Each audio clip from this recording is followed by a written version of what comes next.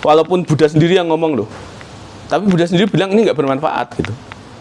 Karena cuma buat apa sih? Cuma menuin pengetahuan pikiran saja, tapi nggak menyelesaikan masalah yang kita hadapi sehari-hari, penderitaan kita, nah, kesulitan kita gitu.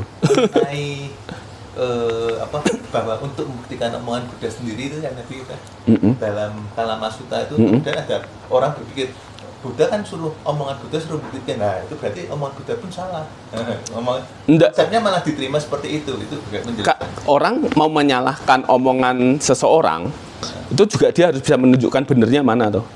Si orang yang bilang omongan Buddha nggak bisa dibuktikan berarti salah. Lah kamu bisa membuktikan nggak yang bener kayak apa? Enggak. Jadi kamu ya sama omong kosongnya kan gitu.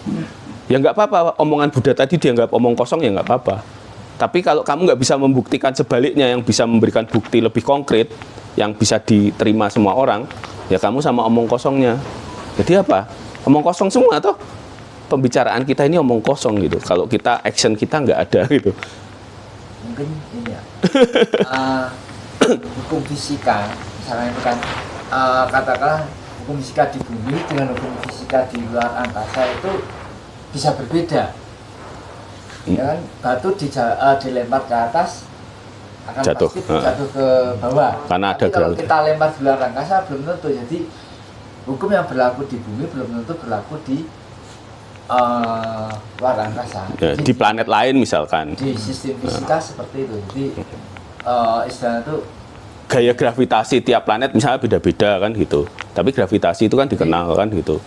belum tentu misalkan kan di galaksi ini nanti proses-proses hukumnya sama, apalagi kalau kita sudah bicara soal black hole atau lubang hitam gitu. Nah. Itu udah beda lagi. Jadi Buddha juga gini, kita ini terbatas.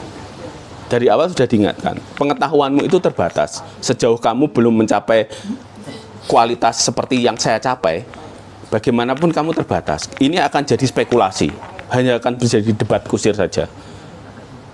Ketik pengamatan ilmuwan itu kan kemudian secanggih apapun baru akan berguna kalau nanti diterapkan dalam kehidupan kita.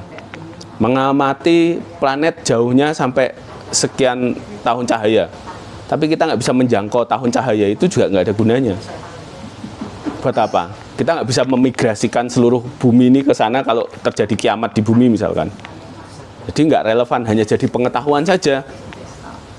Nah, sampai suatu ketika mungkin itu dicapai loh. Nah, jadi Buddha menghindari ini bukan karena apa? Buddha nggak ngerti gitu.